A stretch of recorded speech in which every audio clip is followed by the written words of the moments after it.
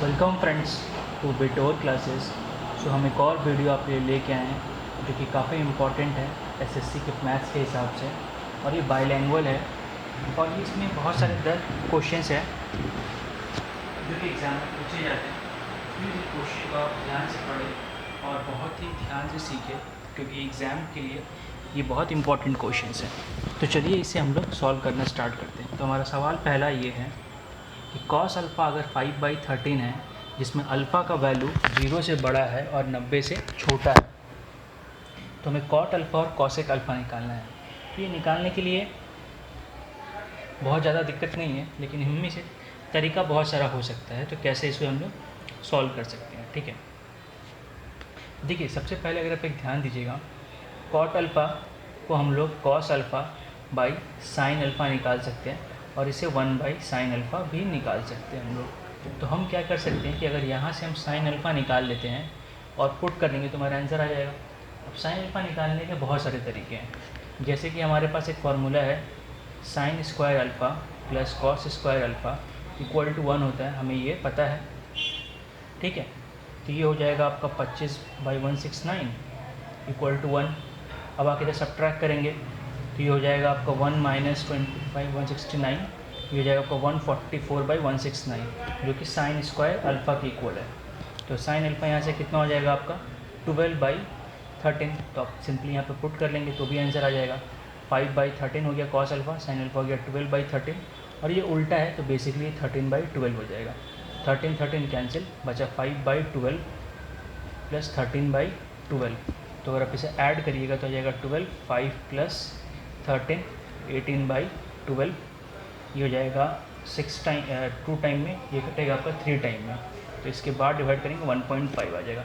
या हम लोग ऐसे कर सकते हैं, कॉस अल्फ़ा इक्वल टू कितना होता है b/h, और हम लोग पाइथागोरस थ्योरम यूज़ करके p² + b² equal to h² से p निकाल लेंगे। तो p यहाँ पे आ जाएगा आपका 12, ठीक है। और कॉट अल्फ़ा क्या होता है हमारा b/p, तो b/p मतलब b कितना हो गया हमारा 5 और p हो गया 12। अब ये कॉसेक अल्फ़ा क्या होता है h/p,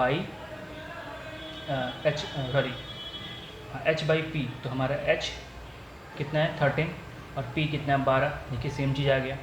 तो आपको जैसे अच्छा लग सकता है आप वैसे इसको सॉल्व कर सकते हैं। तो फ्रैंकली मेरे लिए दिस इज़ बेस्ट वे, क्योंकि इससे अगर आप एक बार h निकाल लीजिएगा तो बाकी सारे निकाल सकते हैं। आपको बाकी फार्मूला याद रखने की कोई ज़रूरत नहीं है ऐसे क्वेश्चंस के लिए। बट ये 3 जो फार्मूला होते हैं, sine square alpha plus cos square alpha, sec square alpha minus tan square alpha equal to 1, और cosec square alpha minus cot square alpha equal to 1, ये तीनों फार्मूला याद रखना बहुत ज़रूरी है एग्जामिनेंट पॉइंट व्यू से। अगला सवाल, हमें इसका वैल्यू निकालना है, ठीक है। देखिए सबसे इंपॉर्टेंट चीज़ क्या है, इस पूरे वैल्यू के बाहर में आपको 1/3 है, मतलब क्यूब रूट निकालना है। पहले ये आप ध्यान से देखिए, ये a² - b², तो ये बाहर एक फार्मूला है जिसे हम लोग सॉल्व कर सकते हैं। तो अगर बाहर वाला फार्मूला, ये फार्मूला में सेट करेंगे, a² - b का फार्मूला किस में टूटता है a + b और a - b में। तो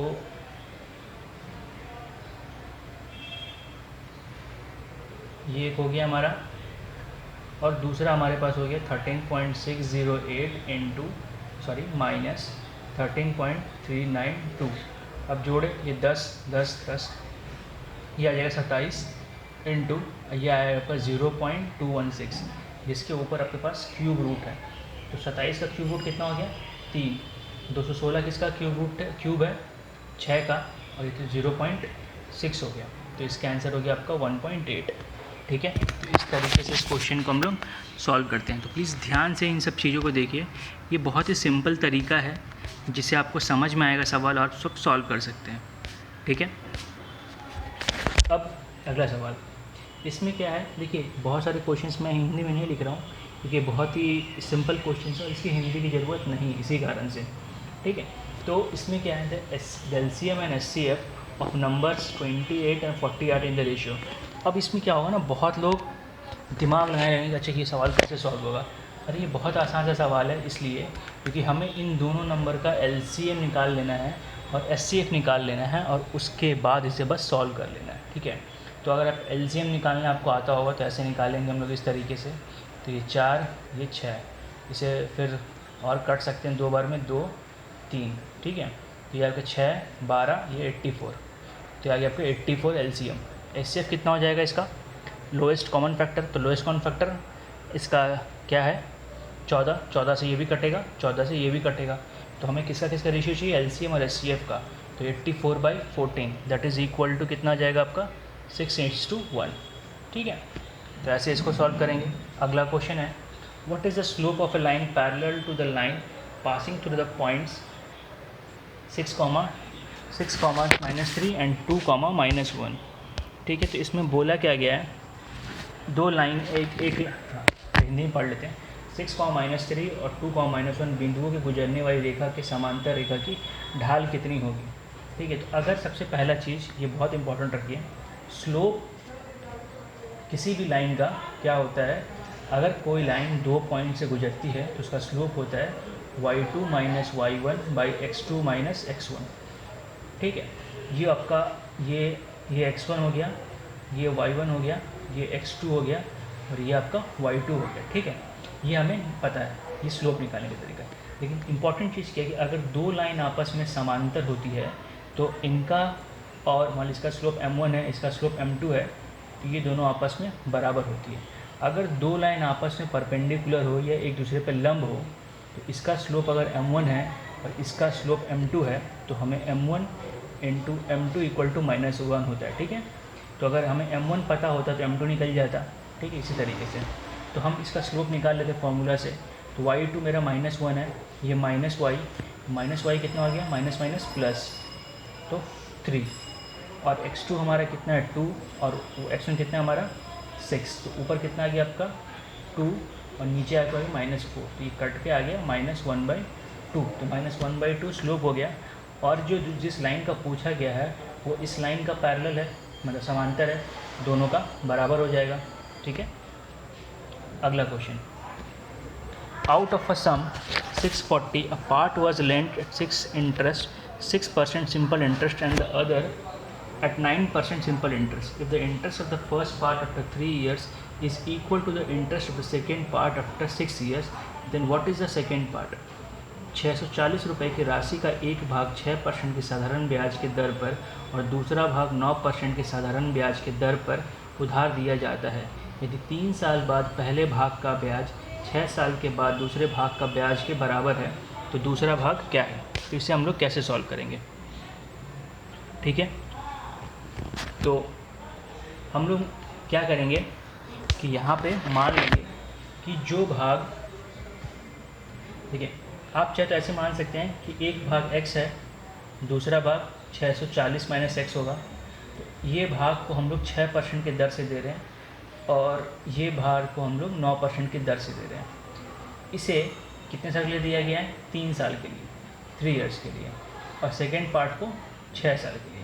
तो ये दोनों आपस में बराबर हो गए, तो इसका हम लोग दोनों का इंटरेस्ट निकाल लेंगे, सॉल्व करेंगे तो आंसर आ जाएगा मेरा। तो कितना हो गया? x × 6 × 3/100 = 640 - x × 9 × 6/100, तो 100 कैंसिल, 6 से ये 6 कैंसिल, 3 से ये कटा 3 बार में। तो अगर आप ध्यान दीजिएगा तो ये कितना हो जाएगा? x = 640 × 3 - 3x, तो यहाँ की 4x हो जाएगा = 640 × 3, तो 4 से इसे काटेंगे हम लोग 160 बार में। ठीक है, तो x बराबर आ गया आपका 480, तो हमारा x आ गया 480। तो जो पहला पार्ट था 6% पे वो कितना था? 480। मुझे पूछा क्या गया? सेकेंड पार्ट, तो सेकेंड पार्ट कैसे निकालेंगे? 640 - 480, तो घटाएंगे तो आएगा 160। ठीक है, तो ऐसे इसको सॉल्व करते हैं। अगला सवाल है हमारा, if a man receive 3% simple interest on 1/4 of his capital and 2/3 5% and the reminder 11%, the percentage interest receive on the whole in a year. यदि किसी आदमी को अपनी पूंजी के 1/4 भाग पर 3% साधारण ब्याज मिलता है, 2/3 पर 5% और शेष पर 11%, तो उसे समग्र पूंजी पर मिलने वाला प्रतिशत ज्ञात कीजिए। ठीक है, तो हम लोग ऐसे सॉल्व करेंगे। तो मान लें कि कुल कैपिटल कितना है? x। ठीक है, तो इसे 1/4 पे कितना मिला है? 3% ऑन 1/4, तो x/4 × 3/100। ठीक है, फिर उसे 2/3 पे कितना मिला है, मतलब 2x/3 पे 5/100 प्लस उसे, अब अगर इन दोनों को जोड़ के हम लोग x से घटा देंगे तो ये कुछ इस तरीके से आएगा। तो इसको अगर घटाएंगे लसा लेके 12 से, ये 12 आ गया, यह आ जाएगा 12x, ये आ जाएगा आपका 3x और ये आपका जाएगा 8x। ठीक है, तो ये आ जाएगा आपका x/12। तो x/12 पे उसे कितना छूट मिल रहा है, कितना मिल रहा है, 11/100। तो हम क्या करेंगे, सबसे पहले 100 सबसे कॉमन ले लेते हैं, आसान हो जाएगा हमारे लिए। ये 3x/4 हो गया, ये 10x/3 हो गया और ये 11x/12 हो गया। ठीक है, तो अगर हम लसा ले लेंगे 100 को, ये आपका लसा आएगा 12, तो इकट्ठा 3 बार में ये आ गया आपका 9x, ये आपका आ जाएगा 40x और ये आपका आ जाएगा 11x। ठीक है, तो ऊपर आ गया हमारे पास 60x/12 और नीचे आ जाएगा आपका 100। तो ये कटा, ये आ गया x/20, x/20 उसे मिल रहा है। तो कितना उसे मिल रहा है टोटल का, तो x/20 बटा टोटल कितना था हमारे पास x, ठीक है, इंटू 100। तो x से कट गया, 20 से कटा 5 बार में, तो कितना मिल रहा है 5%। ठीक है, तो ऐसे इस क्वेश्चन को हम लोग सॉल्व करते हैं। अगला question, a sector is formed by opening out a cone of base radius 8 centimetre and height 6 centimetre, then the radius of the sector is in centimetre. 8 centimetre वाले आधार त्रिज्या तथा 6 सेंटीमीटर ऊंचाई वाले एक शंकु को खोलकर एक वृत्त खंड बनाया जाता है। तथ अनुसार उस वृत्त खंड की त्रिज्या क्या होगी। तो सबसे पहले कोन है, उस कोन को हमें कट करके बनाना है। ठीक है, तो हमें कुछ चीज़ पता होनी चाहिए कि क्या क्या होता है। सबसे पहले हम क्या देखेंगे इसमें कि देखिए वो जो 6 सेंटीमीटर उसका हाइट है, एक कोन है। ठीक है, तो ऐसे कोन बना लेते हैं, सॉरी दूसरे पेज में। ये हमारे पास कोन है, ठीक है, उसका ऊंचाई हमें पता है जो कि है 6 सेंटीमीटर और उसका त्रिज्या, ये वाला त्रिज्या दिया 8। हमें ये निकालना है बस, इसका मतलब सिर्फ यही है और ज़्यादा कुछ है नहीं। ठीक है, तो इसे कैसे निकालेंगे हम लोग, रूट ओवर पाइथागोरस लगा के। ये हमारा h हो गया मान लेते हैं, ये हमारा p हो गया, ये हमारा b हो गया। तो h इक्वल टू कितना आ जाएगा, root over p square plus b square. तो 6 का स्क्वायर 36, 8 का स्क्वायर 64 हो जाएगा, root over 100 that is equal to 10। तो इतना ही सिंपल सवाल था, बस समझने की बात है, अगर समझ में आ जाएगा तो क्वेश्चन बन जाएगा। ठीक है, अगला question, a regular hexagon having sides as 15 centimetre, calculate the area of hexagon. एक षष्ठभुज की भुजा 15 सेंटीमीटर है, षष्ठभुज का क्षेत्रफल ज्ञात करें। कैसे सॉल्व करेंगे, देखिए कोई भी षष्ठभुज है मतलब 6 भुजों वाला है। ठीक है, तो हम क्या करेंगे, अगर मान लीजिए केंद्र है तो अगर सबको जोड़ देते हैं तो देखिए ये 6 त्रिभुज बन गए, 1 2 3 4 5 6 त्रिभुज बन गया। अब हर त्रिभुज का क्षेत्रफल बराबर होगा। और अब ध्यान देखिए, जितना भी जब भी रेगुलर लिखा रहा है या सम्स लिखा रहा है, सब भुजा आपस में बराबर है, ये तीनों भी आपस में बराबर होगी। ये 15 सेंटीमीटर है, ये 15, ये 15, तो एक समबाहु त्रिभुज इक्विलेटरल ट्रायंगल बन गया है। समबाहु त्रिभुज इक्विलेटरल के क्षेत्रफल का एरिया क्या होता है, √3/4 a स्क्वायर। अब ऐसे कितने त्रिभुज है, 6, तो गुने 6 कर देंगे। अब भी वैल्यू बैठाएंगे, निकल जाएगा। तो √3/4 इंटू 15 गुने 15 गुने 6। तो अब 4 से काटे इसे 2 बार में, फिर 2 से काटे 2 बार में, ये कटा 3 बार में, और कुछ तो कट नहीं रहा इसमें। तो हमारा आंसर जो है ये पॉइंट में है। तो सारा अगर सॉल्व करके हम लोग बिठाएंगे इसे, और √3 का वैल्यू ले लीजिएगा 1.732 और मल्टीप्लाई करिए, आपका आंसर आ जाएगा आपका 584.56 सेंटीमीटर स्क्वायर। ठीक है, अगला सवाल ये है और ये हमारा आखिरी सवाल है, क्योंकि एक पाई चार्ट वाला क्वेश्चन है तो जो मैं यहाँ पे नहीं सॉल्व कराया हूँ। सो आप प्लीज़ पाई चार्ट्स और सॉल्व करिए कहीं भी क्वेश्चन से। मैं एक ज़रूर वीडियो बनाऊँगा, कुछ वीडियोस जिसमें पाई चार्ट के बहुत सारे क्वेश्चन रहेंगे 10-10 करके। फिलहाल के लिए हम जो पाई चार्ट्स एक्सक्लूड कर रहे हैं। ठीक है, तो हमारा ये सवाल है कि 2 इक्वेशन है, एक ये एक ये, हमें इन दोनों को सॉल्व करके x निकालना पहले। तो ये जो आपका दिया है ग्रेटर देन साइन, इसको आप ऐसे लिखते जाइए और इक्वल टू मान के चलिए, बस लिखते ऐसे जाइएगा। 5x माइनस 3, तो x वालों को एक तरफ ले आते हैं, तो 5x minus x by 2 greater than 3 plus 3, तो ये आ जाएगा आपका 9x बाई 2 ग्रेटर देन 6। तो x इक्वल टू कितना आ गया आपका 6 इंटू 2 बाई 9, तो 3 से काटे 2 बार में, ये 3 बार में, तो सॉरी 3 से काट रहे हम 2 बार में, ये कट रहा है 3 बार में, तो ऊपर आ गया 4/3।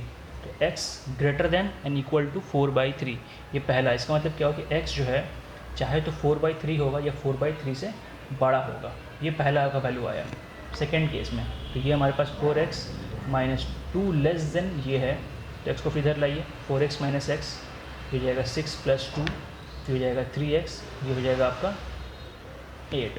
तो x इज़ लेस देन 8/3। तो क्या होगा, x का वैल्यू कहाँ से कहाँ तक लाई कर सकता है, 4/3 से लेके 8/3 तक। तो हमारे पास जो ऑप्शंस थे वो ये हैं 1 2 -1 -2। देखिए माइनस का तो कोई सवाल ही पैदा नहीं होता, क्योंकि ये इसमें नेगेटिव वैल्यू आ ही नहीं रहा है, ठीक है।